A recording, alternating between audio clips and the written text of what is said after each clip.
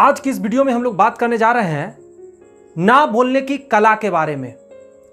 आप ये बात जानकर दंग रह जाएंगे कि अमूमन 75% लोग ना नहीं बोल पाते हैं और अपने लाइफ में बहुत ही ज़्यादा पीछे होते जाते हैं, क्योंकि उनके सर पे इतने ज़्यादा काम आ जाते हैं कि वो ना कह पाते हैं और लोगों के काम को लेते जाते हैं और अपने सर पे ज़्यादा काम लेने की वजह से जिम्मेदारियों से घिर जाते हैं, परेशानियों से घिर जाते हैं और लाइफ में क्या हो जाते हैं, वो फेल हो जाते हैं। अगर फेल नहीं भी होते हैं 100% तो फेल हो जाएंगे, इस बात की तो गारंटी है। दोस्त, ना बोलना बहुत जरूरी होता है। सोच कर देखिए, आज के डेट में दुनिया का सबसे बड़ा जो कंप्यूटर है, दुनिया का सबसे बड़ा कंप्यूटर, उसका भी कुछ ना कुछ लिमिटेशंस है फ्रेंड्स। वो भी एक लिमिट भर ही काम कर सकता है, लेकिन ज्यादातर लोगों में देखा जाता है कि लोग उसको काम कहता है और वो यस बोल देते हैं। चाहे उनके माथा पे पहले से ऑलरेडी बहुत सारा काम हो, फिर भी वो यस बोल देते हैं, वो मना नहीं कर पाते हैं। और ये जो बीमारी है मना नहीं कर पाने का, दोस्त, जिम्मेदारियां बढ़ती जाती है, यूं कहें फालतू के काम सर पे लोड होते जाती है और इस वजह से वो व्यक्ति फ्रस्ट्रेटेड हो जाता है और इतने सारे काम होने की वजह से जो जरूरत का काम है दोस्त, वो भी नहीं हो पाता है। तो क्या करने की जरूरत है? जहां ना बोलने वाली बात है वहां ना बोलने की जरूरत है। लेकिन अमूमन होता ऐसा नहीं है। जैसे ही कोई करीबी हमारे होते हैं, कोई रिलेटिव्स होते हैं, कोई फ्रेंड सर्कल में होते हैं, कहीं हम जा रहे होते हैं तो उनको लगता है कि वहां से उनका काम हो सकता है, वो हमारे सर पे एक और काम डाल देते हैं। अच्छा, वहां जा रहे हो, शहर जा रहे हो, जरा ये काम करते आना तो मेरे लिए। सोच कर देखिए, आप शहर जा रहे हैं, अच्छी बात है। अगर आपके पास एक्स्ट्रा टाइम है, आप कर रहे हैं तो ठीक है, लेकिन उन्होंने आपको काम दिया और आपने मना नहीं किया। शायद आपके पास टाइम नहीं है, वहां बहुत सारे आपके काम हो सकते हैं, लेकिन आपने उनके काम को ले लिया। अब क्या होगा? आपके सर पे एक एक्स्ट्रा टेंशन, एक्स्ट्रा बर्डन चढ़ गया। अब आप वहां पे वो भी काम करेंगे, अपना काम करेंगे। इसका मतलब है कहीं ना कहीं कुछ गड़बड़ी होगा, लोचा होगा, आपके समय बर्बाद होंगे, आपके टाइम्स खराब होंगे और बहुत तरह की परेशानियां आ सकती है। लेकिन वही अगर आप उनको बोल दिए होते कि नहीं, मैं आपका यह काम नहीं कर सकता क्योंकि मैं जिस काम से जा रहा हूं वहां पे मुझे समय ज्यादा लगेंगे, मेरे पास टाइम नहीं है। अब क्या होगी फ्रेंड्स? ज्यादातर लोग यही सोचते हैं कि सामने वाला को मैं मना करूंगा तो सामने वाला यही सोचेगा कि ये ज्यादा स्मार्ट हो गया है या बदल गया है या ये ज्यादा बिजी अपने आप को शो कर रहा है या हमें अनदेखा कर रहा है। कहने का मतलब है, ना बोलने से पहले हम लोग सैकड़ों मन में बातें सोच लेते हैं कि सामने वाला क्या सोचेगा। शायद ऐसा कुछ है नहीं फ्रेंड्स। अगर आप व्यस्त है और सामने वाले को आप खुशी खुशी कह रहे हैं कि मैं बिजी हूं, मैं आपकी यह काम नहीं कर सकता, तो शायद सामने वाला उतना नहीं सोचेगा जितना हम और आप दोस्त सोच लेते हैं उस काम को मना करने से पहले। लेकिन दोस्त, बहुत सारे लोग होते हैं जो ना बोलते हैं।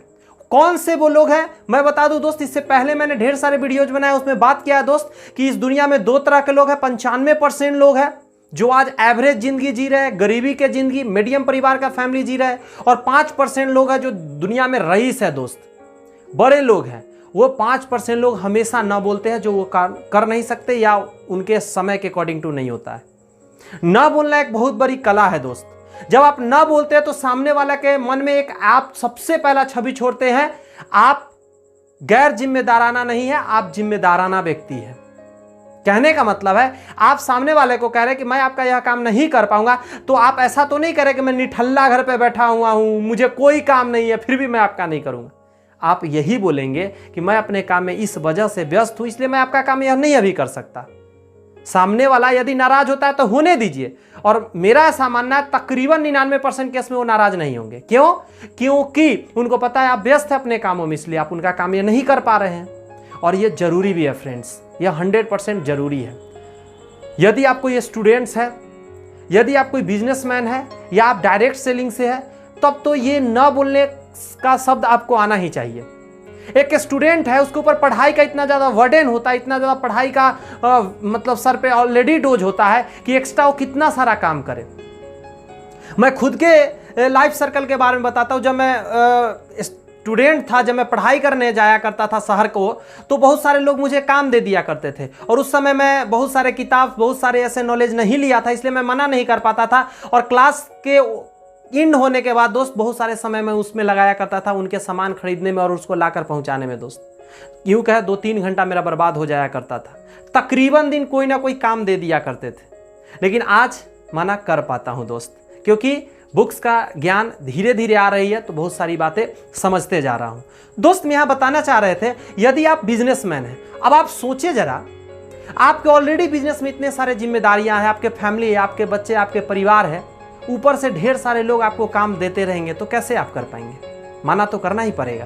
तो इसको डेवलप करने की जरूरत है। जो व्यक्ति डायरेक्ट सेलिंग से होते हैं, सिर्फ वो डायरेक्ट सेलिंग तो नहीं कर रहे होते हैं, क्योंकि जो डायरेक्ट सेलिंग होते हैं वो सबसे पहले उनके साथ खुद का एक व्यवसाय होता है, कोई पेशा होता है, या वो खुद का काम कर रहे होते हैं, कोई सरकारी जॉब में होते हैं, प्राइवेट जॉब में होते हैं, या दुकान चला रहे होते हैं, किसी ना किसी सेक्टर में तो होते ही होते हैं।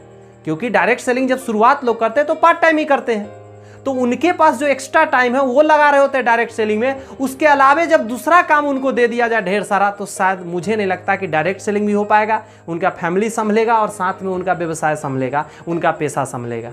तो वहां मना करने की दोस्त जरूरत है। तो बस छोटा सा वीडियो, छोटी सी बातें थी, लेकिन कमाल की दोस्त टॉपिक थी। इसका ख्याल रखेंगे और अपने जीवन में ना बोलना सीखिए और सक्सेस होना प्रारंभ कर दीजिए। इस वीडियो में विदा लेता हूं। अगर ये वीडियो काम के लिए गया दोस्त, इसे लाइक कर देंगे, शेयर कर देंगे उन सारे लोगों में जिनको ऐसे वीडियोज की दोस्त जरूरत है।